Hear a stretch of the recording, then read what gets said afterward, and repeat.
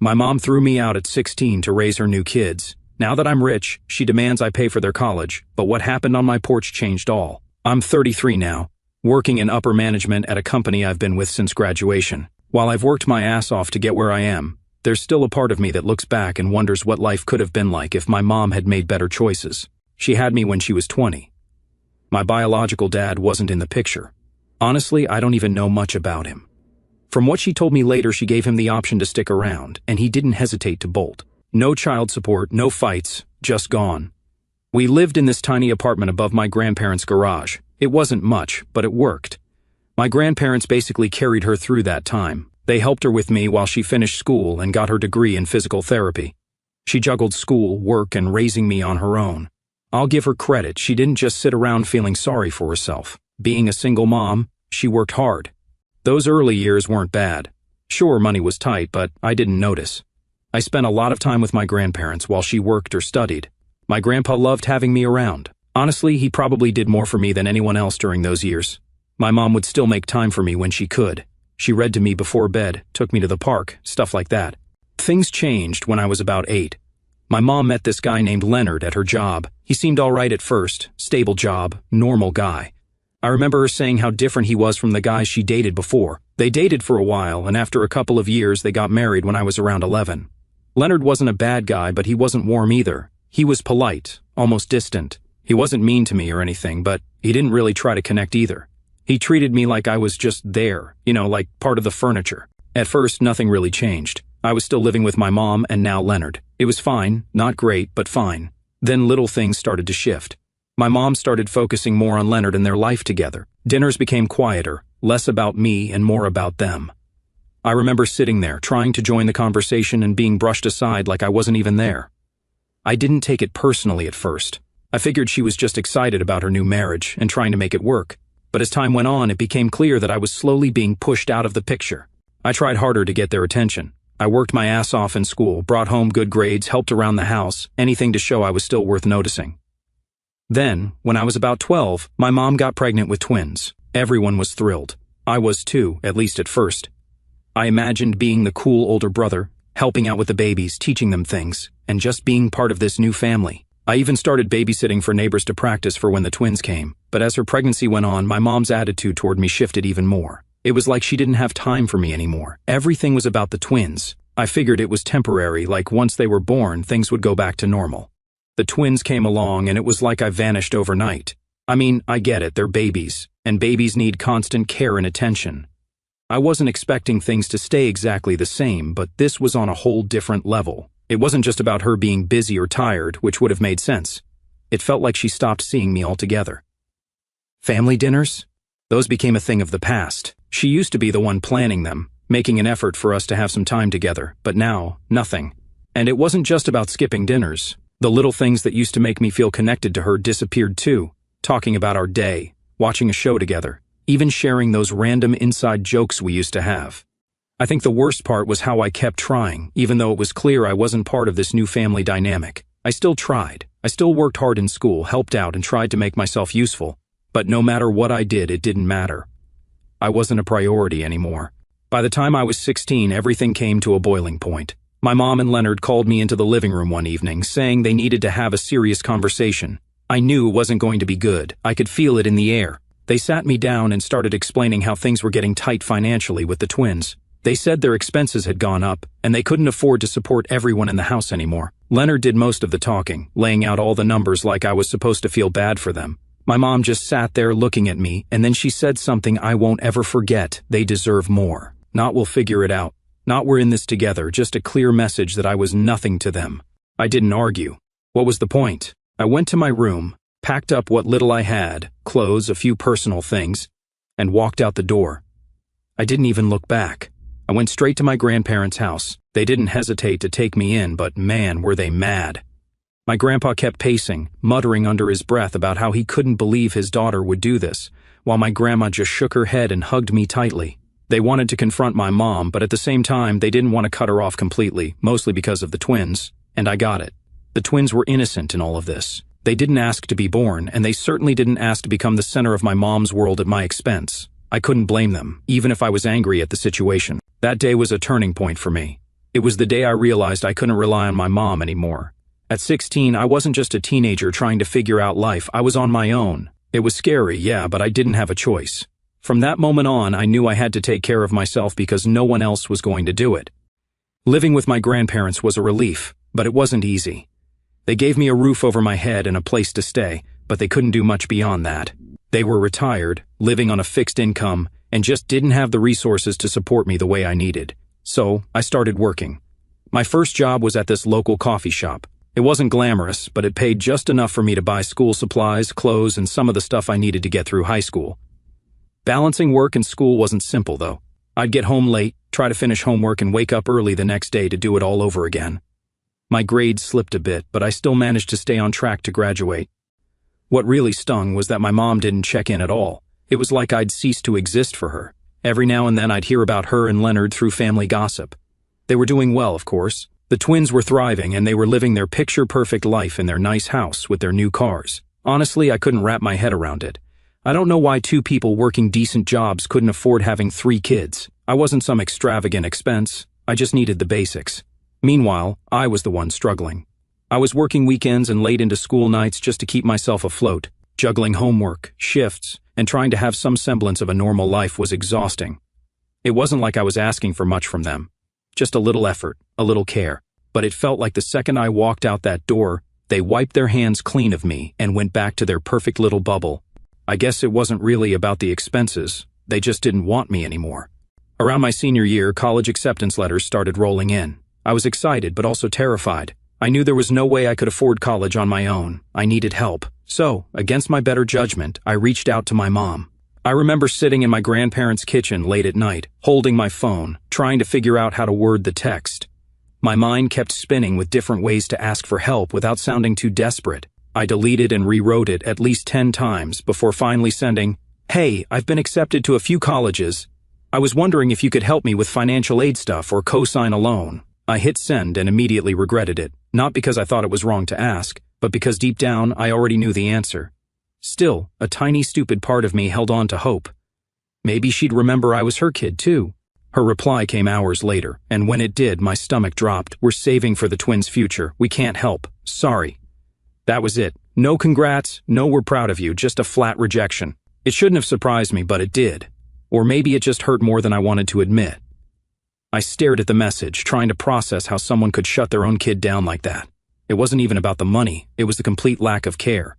I sat there, feeling like an idiot, wondering why I'd even bothered. I knew I couldn't count on her.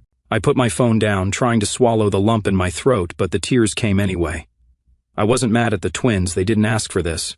But I couldn't help but feel like I'd been cast aside, like I didn't matter. Thankfully, my aunt stepped in. When I told her what happened, she didn't even hesitate. She looked me straight in the eye and said, "I'll co-sign your loans. You just focus on making this work, okay?" She didn't have to do that. She had her own responsibilities and kids to worry about, but she believed in me. She told me she always knew I had it in me to go far, and honestly, that belief hit me harder than the offer itself. At that moment, I made a promise to myself. I wouldn't let her down. I'd work my ass off, not just for me, but to prove that her faith in me wasn't misplaced. My mom might have slammed the door shut, but my aunt, she flung it wide open, and I wasn't about to waste the chance. College was no joke. I hustled nonstop, campus jobs, weekend shifts, and side gigs just to keep myself afloat. I even taught myself web design and started freelancing for small businesses. The work paid well, and I had bills to cover. Sleep became a luxury I couldn't afford, but I didn't care. I had a goal, and nothing was going to stop me. And my mom? Still radio silence. Not a single text or call to check in. Every now and then I'd stumble across her social media posts, pictures of the twins at their school plays, their birthdays, or their family vacations to Disneyland. She looked so carefree, like her life was this perfect little bubble. Those posts felt like a dagger straight to my chest. So, eventually, I blocked her. I couldn't keep torturing myself by looking at a life I wasn't part of. When graduation finally rolled around, I sent my aunt an invite to the ceremony. She didn't just come, she was beaming in the front row, cheering louder than anyone else when my name was called. My mom? I didn't even bother asking her. If she didn't care about my education when I needed her help the most, she didn't deserve to be there celebrating my success. My aunt, though, she deserved every bit of that moment because without her, I might not have made it at all. After graduation, the real grind started. I moved to a small city for a job in my field. The pay wasn't great, but it was enough to cover my bills and start chipping away at my student loans. Those first few years were rough. I was living in a tiny apartment with crappy furniture and working long hours just to prove myself. I poured everything I had into that job. I took every opportunity to learn, stayed late to finish projects, and volunteered for tasks no one else wanted. Slowly but surely, it started paying off. I got a promotion, then another, and before I knew it, I was moving up the ladder. By the time I hit my late 20s, I was finally in a good place. I'd paid off a big chunk of my loans, upgraded to a decent apartment, and had some savings for the first time in my life. It felt like I was finally getting ahead. My relationship with my mom was still non-existent. I didn't go out of my way to contact her, and she didn't either. Every now and then, I'd hear from relatives that she asked about me, but it never led to anything. She had her family, and I had my life. I think the hardest part of those years was realizing that she wasn't going to change. Some part of me had always hoped she'd reach out, apologize, or at least acknowledge how she treated me. But it never happened. Instead, I learned to stop expecting anything from her. Fast forward to the age of 30, I was in upper management, making more money than I ever thought I would. I kept it quiet, though. I didn't post about it online, didn't tell most of my family. I didn't want to deal with the drama that would come with it. But my aunt, the one who co-signed my loans, was the only one who knew about my promotion. She was proud of me and told me so every time we talked. Unfortunately, at a family gathering, she casually mentioned it to my mom, thinking it might spark some kind of reconciliation. She meant well, she's always been the one trying to keep the peace. But that one comment set off a chain reaction I wasn't ready for. A few days later, there was a knock on my door. I wasn't expecting anyone, so I looked through the peephole. It was my mom and Leonard. I hadn't seen them in years, and I couldn't think of a single good reason for them to be standing on my doorstep. I opened the door but didn't step aside to let them in. "What's going on?" I asked. Leonard didn't bother with pleasantries. "We need to talk," he said, shoving his way past me like he owned the place. My mom followed him in without so much as a hello. "We heard about your promotion," Leonard started, his tone sharp and matter-of-fact. "So, you're finally doing something with yourself. Good for you. About time, really."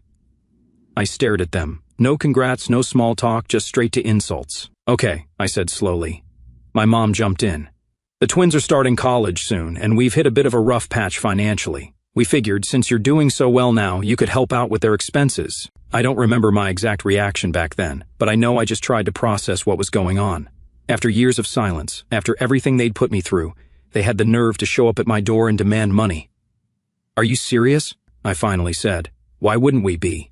Leonard shot back. "You're making good money now, aren't you? Don't act like you can't afford it. You don't have kids, you don't have a family to take care of. You've got the money." "It's not about whether I can afford it," I said, my voice rising. "It's about the fact that you two have done absolutely nothing for me, and now you're standing here asking for a handout like I owe you something." My mom rolled her eyes. "Oh, here we go," she said, throwing her hands up. "You're going to play the victim again. Poor you, we didn't coddle you enough. You've been holding on to this grudge for years, and for what? Look at you, you turned out fine." "Yeah, because I worked my ass off," I snapped, "with no help from either of you. Do you have any idea how hard it was to get through college without a co-signer, without any financial support? I made it happen, but not because of you. In spite of you." Leonard smirked. "Oh, come on, stop acting like you had it so rough. You've got a good job now, don't you? A nice place to live. Maybe you should be thanking us. If we hadn't pushed you out, you wouldn't be where you are today." "Thanking you?" I said, my voice shaking with anger. "You threw me out because I wasn't convenient anymore. You made it clear I didn't matter to you, and now you're here expecting me to swoop in and save the day for the kids you actually cared about? Absolutely not." My mom's tone turned icy. "You're being selfish," she snapped. "I raised you on my own, worked my ass off to keep you alive, to give you everything you needed, and now look at you. You've got everything you need, and all we're asking for is a little help. They're your siblings. You owe them that much after everything I've done for you." It wasn't just what she said, it was how she said it, like I should feel ashamed for not immediately bending over backward for her and the twins. "I don't owe them anything," I shot back, "and I definitely don't owe either of you. You made your choices, and I made mine. You decided I wasn't worth your time or money, and now you're expecting me to put my life on hold for them? That's not happening." Leonard stepped closer, his face hard. "You know what your problem is? You've always thought you were more important than you actually are. You think you're better than everyone else just because you made it out on your own. But let me tell you something, you didn't mean anything to this family then, and you don't mean anything now. That hit so bad, but I didn't let it show." "Then why are you here?" I said coldly. "If I don't mean anything to you, why are you standing in my living room begging for money?" My mom snapped. Because we didn't want to come here. Do you think we enjoy asking you for help? But the twins deserve a future, and if you weren't so goddamn selfish, you'd see that. But no, you're too busy playing the wounded child to do anything for anyone but yourself. I laughed bitterly. You want to talk about being selfish? You threw your own kid out of the house to make room for your real family. You told me I wasn't worth the effort, and now you want to stand here and talk about what the twins deserve? They deserve better parents. That's not my problem. Leonard pointed a finger at me, his voice rising. You better watch your mouth. We're still your family, whether you like it or not, and family helps family. No, I said firmly, family doesn't do what you did to me. Family doesn't throw their kid out like trash and then come crawling back when they need money. You're not my family, you're strangers to me. My mom's face twisted in anger. Fine, be a selfish little brat, but don't come crying to us when your life falls apart. You think you're so much better than us, but you're nothing. You'll always be nothing. That was it. I'd had enough. If you don't leave right now, I said, pulling out my phone, I'm calling the police. Leonard scoffed. Go ahead, call them. See how that looks, throwing your own parents out of your house. You're not my parents, I said calmly, my finger hovering over the screen. Not anymore. My mom grabbed his arm, muttering something under her breath. You're going to regret this, she said as they turned to leave. No, I said, shutting the door behind them, I'm not. That was the moment I realized just how much I'd changed. The kid who desperately wanted their approval was gone. I didn't owe them anything, and I wasn't going to let them guilt me into thinking otherwise. After they left, I stood in my living room, phone still in hand, and just stood there. I wasn't upset, I wasn't even angry anymore. I was exhausted. For years, I'd carried this hope, buried deep, that maybe one day they'd see me as their son, their family, as someone who mattered. But that hope was gone. That confrontation slammed the door on any lingering illusions I might have had about them. After that day, I thought I'd seen the last of them. I had made it clear they weren't welcome in my life, and I was ready to move on. But people like them don't take no for an answer. They weren't done trying to claw their way back in. And what followed was nothing short of chaos. A couple of weeks later, I found out from my coworkers that my mom had shown up at my office. I wasn't there. I'd taken a sick day. But she apparently caused quite the scene. She marched in, demanded to speak with me, and when she was told I wasn't there, she refused to leave. She was shouting about family and sacrifices and how I owed her. One of my coworkers said the next day security had to escort her out. It was intense.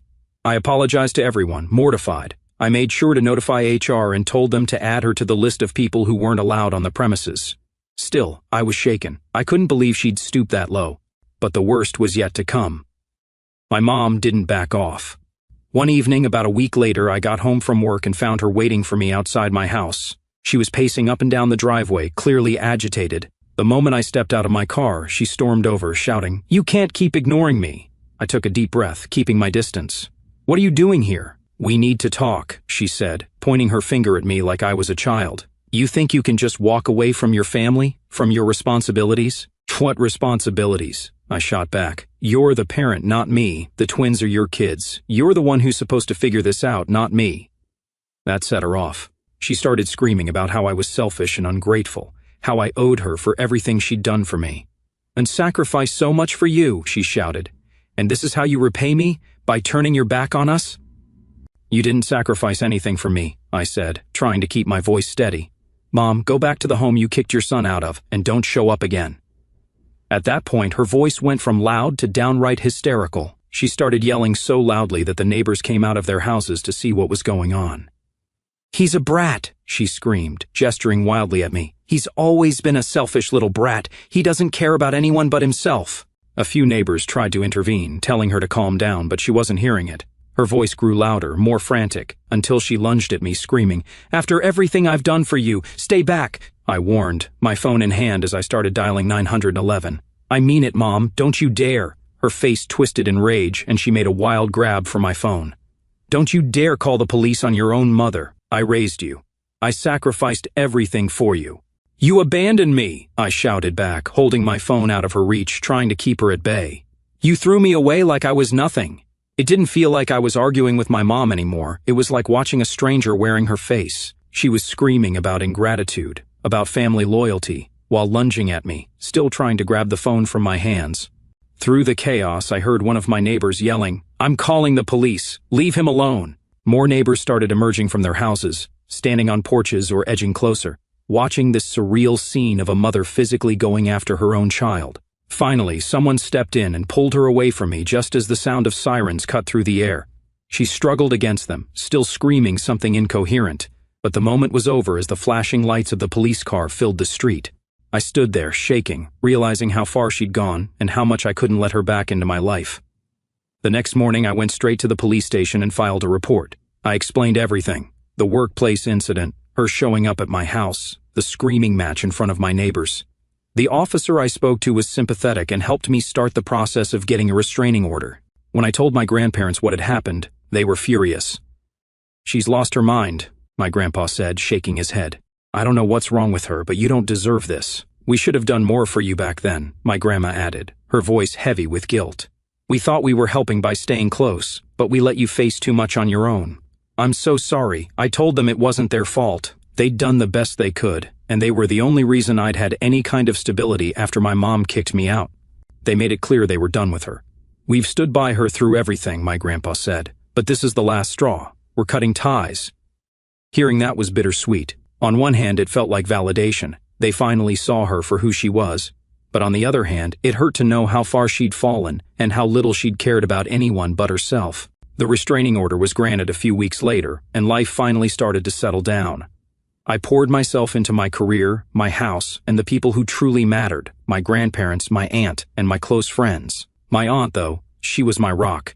She didn't just step in when things got hard, she stayed, and she never made me feel like I owed her anything for it. A few months later, after I'd finally caught my breath, I decided to do something for her. It wasn't about repaying her, it was about showing her how much she meant to me. I didn't just hand her money, I planned it out. I made sure it was enough to cover a weekend getaway for her and her family, something she'd always dreamed about but never prioritized because she was always putting others first. When I gave her the envelope, she looked confused at first, then opened it and gasped. "What is this?" she asked, her voice shaky. "It's for you," I said simply. You've always been there for me. You didn't have to, but you did. You deserve something good, something just for you." Her eyes welled up and she shook her head. "You didn't have to do this. I didn't help you because I wanted anything in return." "Senti, no," I said, my voice thick with emotion. "That's why you deserve it even more." She hugged me tight, and for the first time in years, I felt the kind of love and support I'd spent my whole life chasing. She didn't just see me, she valued me. Meanwhile, every now and then I'd hear bits and pieces about my mom and Leonard. Their financial situation was crumbling and the twins were barely making it through college. I didn't feel guilty, I didn't feel anything. They had made their choices and I had made mine. For years, I had carried the weight of wanting their approval, of hoping they'd finally see me as someone who mattered. But now, I understood they never would, and that was okay. I didn't need their validation. I saw my own worth now, and I'd surrounded myself with people who did too. I've built a life I'm proud of, filled with people who genuinely care about me. And most importantly, I've learned that family isn't defined by blood. It's defined by the ones who show up, who stand by you, and who love you for who you are, not for what they can take from you. As for my mom, I hope she finds whatever it is she's looking for, but I'm done being her solution. I'm done being her sacrifice. My life is my own now, and I'm not looking back. If anything new pops up, I'll post an update for you guys. Final update. Hey everyone. I didn't think I'd be writing an update, but something unexpected happened, and I feel like it's worth sharing. After everything that went down with my mom and Leonard, the restraining order, the ambush outside my house, and her meltdown, I thought I was done with that part of my life. I'd closed the door and moved on. But then, one of the twins reached out. It started with a text from an unknown number. "Hey, it's Max. Can we talk? I'd like to get to know you. You're my brother, and I don't know you at all." I sat there, staring at the message for a long time. Max and I barely knew each other. After I left home all those years ago, the twins were little kids at the time, and after everything my mom and Leonard put me through, I had no connection with them. Part of me wondered if this was some new ploy by my mom, but the way Max worded his message felt different. After a while, I replied, "What's this about?" A few minutes later, he called. I hesitated before picking up. "Hey," he said, his voice a little nervous. "I know this is random, but I wanted to reach out. I've been thinking about you a lot lately, and I feel like I missed out on something important. You're my brother, and I don't know anything about you. I hate that." I didn't say much, so he kept going. "I know what Mom and Dad did to you," he said. "I didn't understand it when I was a kid, but I do now. I don't think it was right. Honestly, I think it was horrible, and I don't blame you for walking away, but I hate that their choices kept us from having a relationship. That's on them, not you." His words caught me off guard. I didn't expect him to be so honest about the situation. Max, none of this was your fault, I said, trying to keep my voice steady. You didn't make the choices they made. I know, he said, but it doesn't make it any easier. I feel like I've missed out on having an older brother, and now that I'm old enough to understand everything, I want to at least try to fix that. I know I can't undo what they did, but I'd like to get to know you, if you're open to it. I leaned back in my chair, unsure of what to say. For years I'd carried the weight of feeling like I didn't matter to my family. But here was Max, reaching out, acknowledging what happened, and asking for a chance to build something different. Why now? I asked. Why reach out after all this time? Honestly, he said, because I don't want us to be strangers forever. I'm not asking you to forgive Mom or Dad, and I'm not trying to make excuses for them. I just want to know you. That's it. His tone was so genuine, it was hard not to feel a little moved.